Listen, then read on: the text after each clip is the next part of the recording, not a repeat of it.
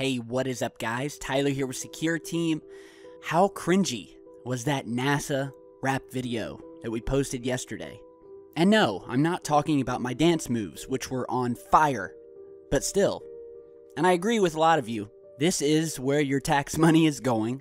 And, that music video probably costed about $1 billion to make. So, good for you, NASA. And I think I speak for everyone that if there was ever to be a NASA video that should have been left unleaked, it was that one. So, we have a lot of interesting things to talk about today. The first of which, though, is this new executive order that was just released on the White House website. Have you guys heard about this? Well, if you haven't, it's the kind of thing that you read it and you think to yourself, is something going to happen? What is going on? So, I will put the link to this down in the video description. And so, we have the press release here on the whitehouse.gov website. Says, for immediate release, executive order coordinating efforts to prepare the nation for space weather events. And by space weather events, we are specifically talking about solar flares and things like that coming from our sun that would potentially destroy our infrastructure, our electricity, and really, all it's going to take is one blast from the sun to hit us directly, to knock out our power grid and send us back to the Stone Ages for possibly years. And so it goes on to state, by the authority vested in me as the president, and in order to prepare the nation for space weather events, it is hereby ordered as follows. Space weather events in the form of solar flares, solar energetic particles, and geomagnetic disturbances occur regularly, some with measurable effects on critical infrastructure systems and technologies, such as the global positioning system, satellite operations and communication, aviation, and the electrical power grid. Extreme space weather events, those that could significantly degrade critical infrastructure, could disable large portions of the electrical power grid, resulting in cascading failures that would affect key services such as water supply, healthcare, and transportation. Space weather has the potential to simultaneously affect and disrupt health and safety across entire continents. Successfully preparing for space weather events is an all-of-nation endeavor that requires partnerships across governments, emergency managers, academia, the media, the insurance industry, nonprofits, and the private sector. It is the policy of the United States to prepare for space weather events to minimize the extent of economic loss and human hardship. So, I've probably gotten about 20 emails about this since it was released yesterday on the 13th. And it's got a lot of people wondering, does the president and the government know something that we don't? I mean, we have been speaking about the need for the world to prepare for such events. Solar flares that could knock out our power grids, send us into complete chaos, complete breakdown of society. Because we are so heavily invested and dependent on electricity. And, I'm no different. There's not a day that goes by that I cannot be without my phone.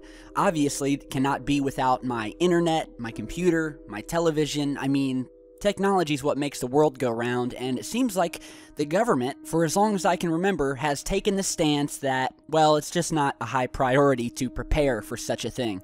And it is very strange that suddenly we are getting this executive order, preparing the nation for these space weather events. And so I ask, why the sudden concern?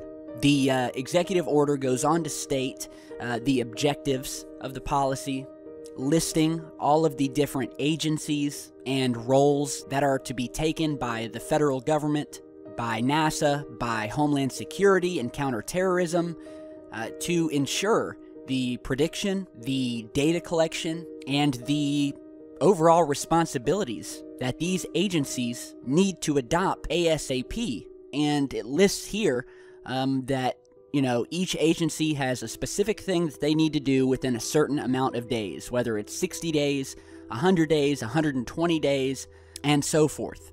So, yeah, there you have it. I will put the link to this Down below, you guys can head over and check it out for yourselves. It could be just a routine executive order. Maybe something has clicked in the government, and for once, the president is stepping forward and implementing these efforts to prepare the nation, as it's quoted as saying. So let me know what you guys think.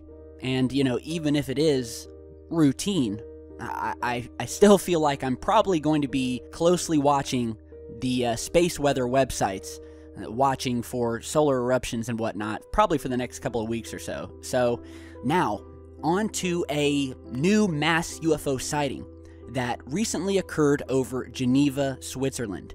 So this was first reported by RT.com, called Completely Crazy, Freaky UFO Lights Up Geneva, Stuns Onlookers. And we have 2 videos so far showing this triangular formation of lights. I will go ahead and play you the first video, and the first video, it happens very quickly, right at the beginning. It's almost as if these lights appear and then vanish. So here's that video here.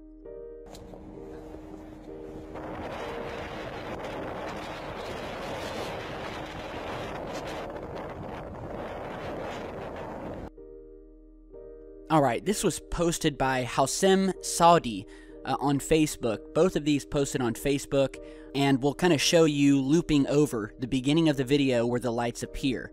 So you're seeing that here, and apparently this phenomenon lasted about 20 seconds, and the object departed at once as if it was burning, one of the witnesses stated.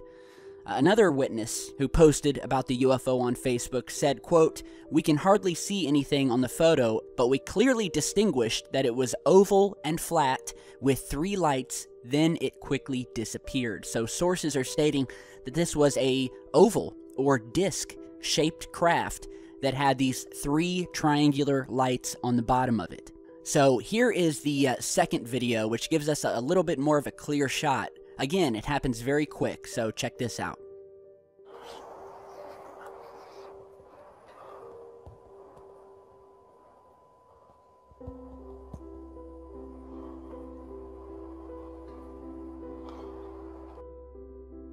Alright, that was also posted to Facebook by Mr. Mathis Medrano.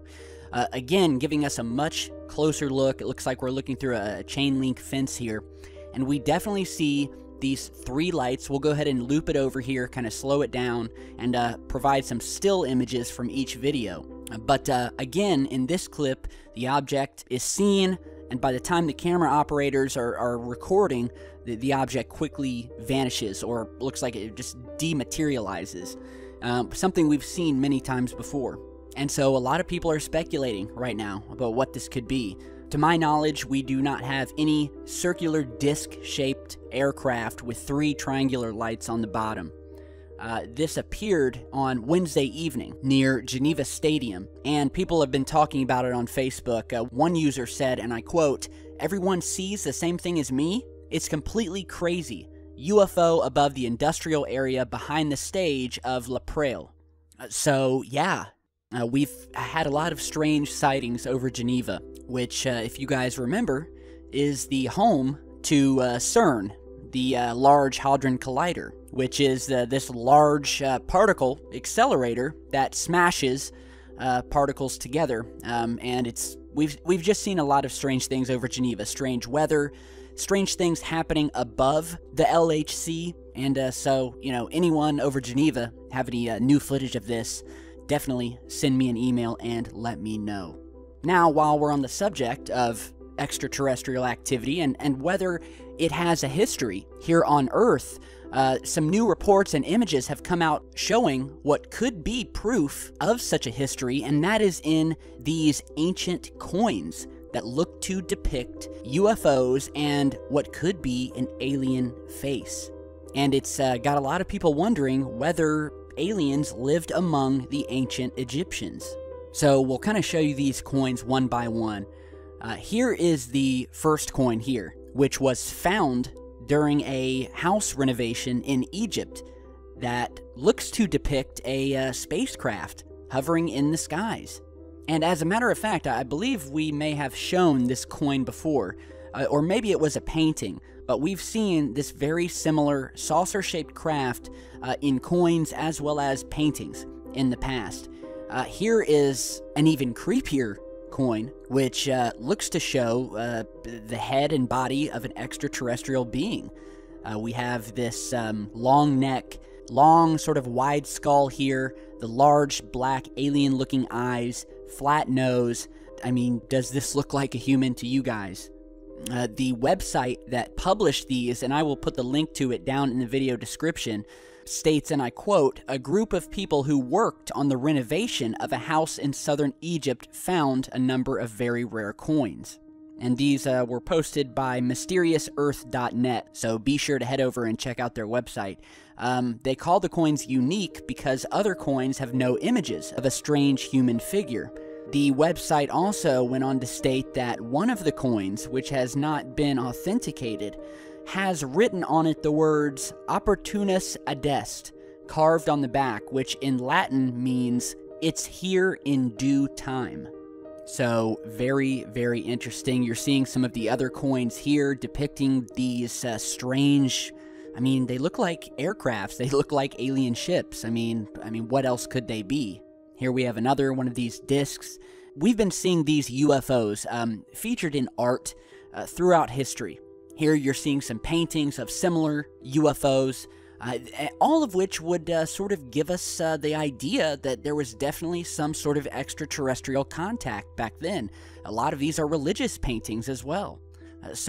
Yeah, head over, check out the website, and let me know what you guys think. I think that UFOs have been well documented, not only in Egyptian art and coins, but European art, Asian art. I mean, it's depicted everywhere. Cave paintings.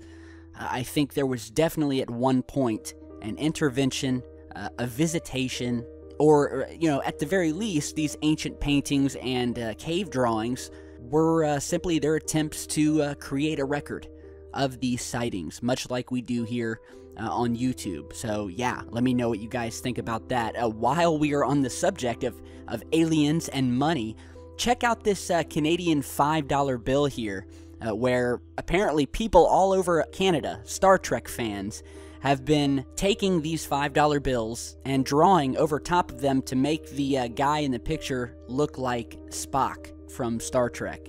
The portrait on the $5 bill is of former Prime Minister Sir Wilfrid Laurier. And this has, I guess, become a phenomenon. They're calling it Spocking Fives, which is a tribute to Leonard Nimoy. And I guess you can see the former Prime Minister here has a very eerie resemblance to Spock.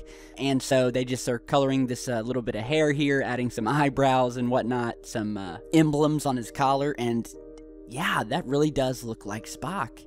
And so I guess the government is like begging these Star Trek fans to stop defacing their money.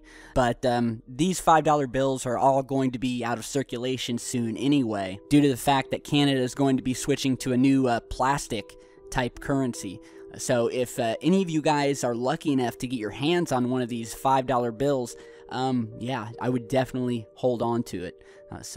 Yeah, pretty funny. Now, lastly today, I want to end this video with a new image that was posted by the ESA, or the European Space Agency, of an asteroid by the name of Lutetia. And it's a large main belt asteroid that was captured by the Rosetta spacecraft as it passed by on its 10-year voyage toward Comet 67P. And so Scott Waring, over at UFOsightingsdaily.com, was looking at the image of the asteroid. Here's the original you're seeing. And he was trying to up the brightness and the contrast so he could get a better view of the shadowing on the asteroid. And when he did so, he found what looks like some very obvious editing work, Photoshop cover-up work by the ESA.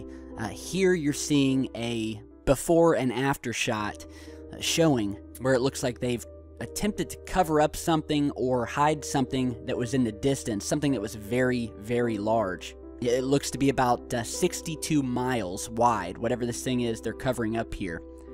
And so here's the still of what Scott found. And it's just very strange. I mean, it's like there's a lot of different things here that have been done to this particular image. It's not just like someone took a blurring tool or an eraser and filled it back in. I mean, it looks like there's been some heavy editing to this photograph. So the question is, what were they editing? And what are all these square blocks and these other, sprinkled white dots all over the imagery? Parts where it looks like there was a square eraser used. And the reason that I'm showing you guys this is because NASA has a very well-documented history of doctoring their photographs. We have shown countless photographs where NASA has been caught airbrushing things out, blurring things out, erasing things, and then filling them back in. You're seeing some photographs here where they have edited things out that were seen up around Earth, and there's just been a lot of images of different bodies or moons in our solar system where you see these Photoshop erase or blur marks where they've covered something up. So it is very strange. Could there have been something very large out or near this asteroid? Let me know what you guys think. But it was very strange to me just how much editing has gone into what should be just the darkness of space. I mean, there should be nothing there that needs editing out. So yeah, I will put the link to the original image down below. And head over to Scott's website and check out his analysis. So let me know what you guys think about everything we've posted today. How about this executive order coming from the president? Are we on the verge of something? Is the sun starting to act up? And do the space weather experts who are analyzing the data concerned about something or know something that we don't? So let me know what you think. Strange things happening over Geneva and across the world. Very exciting times. Thank you guys for watching. Hit that like button on your way out and stick around because I've got a lot more coming. Stay safe, guys.